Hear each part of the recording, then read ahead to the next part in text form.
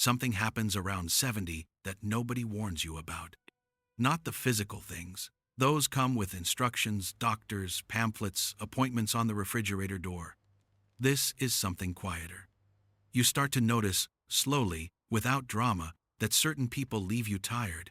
Not tired the way a long day leaves you tired. Tired in a way that lingers. A low, persistent drain. And when you recognize that feeling, you don't feel guilty about it anymore. You just quietly step back. Most people call that withdrawal. They worry. They wonder if something is wrong with them. But researchers studying longevity, including decades of work out of Harvard, have found something that will rearrange how you think about this. The people who live longest and stay sharpest are not the ones with the most relationships. They are the ones who learned, sometimes painfully, what kind of connection actually feeds them. There are 6 kinds of people that the wisest men and women past 70 tend to quietly move away from. Not with anger, not with speeches. Just with the clear-eyed calm of someone who has finally stopped apologizing for knowing what they know. We'll walk through all 6, and at the end, I'll share what Harvard found about the one relationship that protects the mind more than almost anything else. Margot is 71. She spent 35 years as a high school librarian in Ohio, the kind who remembered which shelf you drifted toward when you were having a hard week. She wakes up early now, waters her windowsill, herbs, basil, rosemary, one stubborn thyme that refuses to die and doesn't turn on the television. The silence used to feel empty. Now, it feels like something she earned. For most of her adult life, Margot had a friend who called every Sunday, and every Sunday, for 40 minutes, she listened to an inventory of grievances, the weather, the doctors, the price of everything, the ingratitude of everyone. Margot genuinely cared. That wasn't the problem. The problem was what happened after she hung up, a slow leak she hadn't noticed until everything felt flat and faintly gray. She didn't stop caring about that woman. She just stopped answering on Sundays. And what she couldn't explain, what she barely admitted to herself, was that she felt clearer afterward. Not cruel, not cold, just clear. The first type, the ones whose pain is real, but whose presence has become a one-way current. Everything flows toward them. Nothing returns. And caring for someone does not require you to be depleted by them. There is a loneliness that doesn't have a name yet. The loneliness of being known by history, by years of shared meals and AM radio, by someone who has decided, without ever saying so, that you stopped growing at 63. They're loyal, fiercely loyal, to the version of you that was most anxious, most uncertain, most unformed. Not the one who learned. Not the one who let things go. These are often people who love you. That is what makes it complicated. Margot has a cousin like this, a woman who has known her since childhood, who still uses a nickname no one else does, and who asks every single time whether Margot is managing on her own. The word managing doing quiet damage each time it lands. The wisdom that comes with time is learning to distinguish between people who see you and people who see what they're afraid of when they look at you. One of those relationships fills you. The other, slowly, doesn't. You know them by the rhythm of their presence. Quiet for months. Then a call that begins warmly, too warmly, and pivots within 10 minutes to the thing they actually called about. A problem, a favor. A situation that has somehow, without your agreement, become partly your responsibility. And you help. Of course you help. That was the air you grew up breathing. But somewhere, past 65, you start to notice the calls never come when things are good. No calls to say, I heard that song and thought of you. Just calls about the car, the money, the argument. After you hang up, you sit with something that isn't quite resentment, isn't quite regret, more like grief. Grief for the relationship you wanted, alongside the one you actually have. Researchers studying social health in older adults have found consistently that what predicts well-being isn't the number of connections. It's the balance how much relational energy goes out versus how much comes back. And quietly, the wisest people in those studies simply begin protecting that balance. They let the phone ring sometimes. They stop explaining why.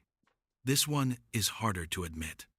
These are often people who have been in your life for decades. They care about you genuinely. But when you begin to change, when you start painting or reading things that make you talk differently about the world, when you let go of the anxiety you carried for 40 years, they get uncomfortable.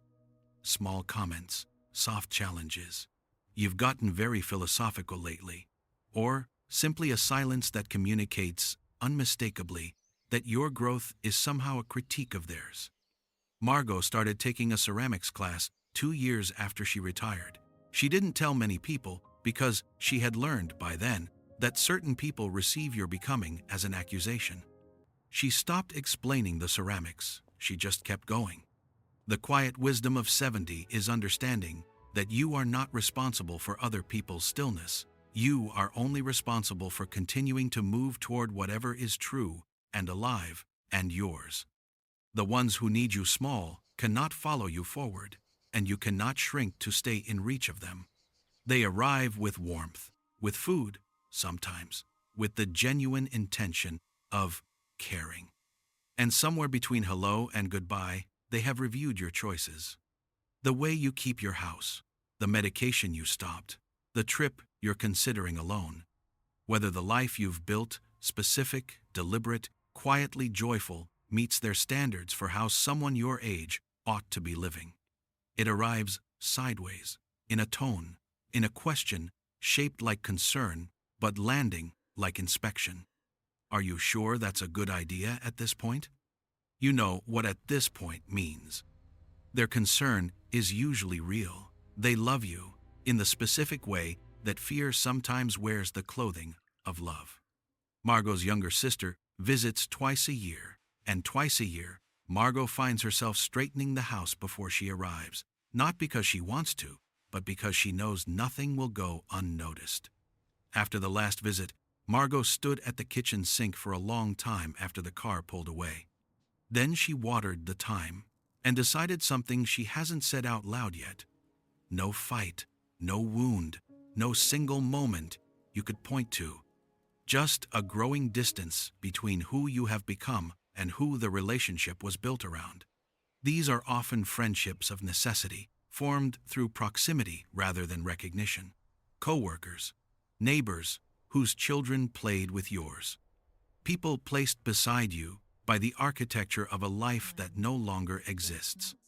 The architecture changed, the job ended, the children grew up, and the connection beneath it turned out to be thinner than you'd thought. You still have each other's numbers. You still say, we should get together, with the mild, comfortable dishonesty of two people who have agreed, without words, to let something quietly conclude. Margot has a few of those. She doesn't hide them. She doesn't miss those people the way she once thought she would. She just notices how much lighter she moves through a week than she did at 45 when she was carrying every connection she'd ever made, afraid to set any of them down. Here is what the research actually found. Not the number of relationships, not the size of your social circle. What Harvard's long-running study on adult development kept finding across decades, across demographics, was this. The quality of one specific type of relationship predicted whether a person's mind stayed sharp well into their 80s. They called it mutual presence.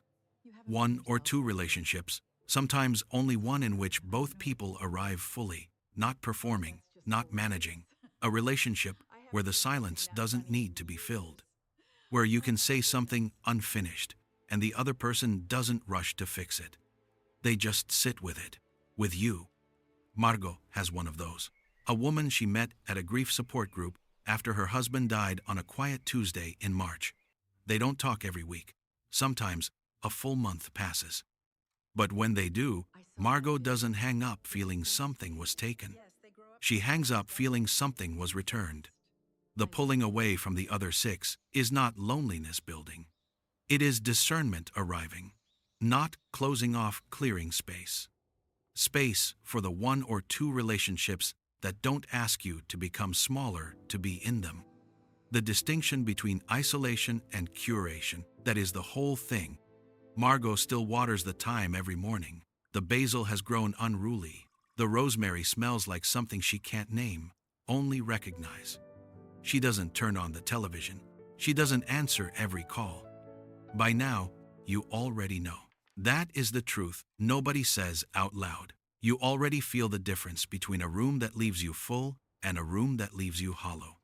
What changes after 70 isn't the knowing. It's the willingness to honor what you know. You don't need permission. Is there someone in your life, one of these 6, you've already, quietly, begun to step back from? And did it feel, somewhere underneath the guilt, like the most honest thing you'd done in years? If something here gave you a moment of quiet recognition, consider subscribing. These conversations arrive every week, without pressure, without noise. I think you'll find it worth your morning.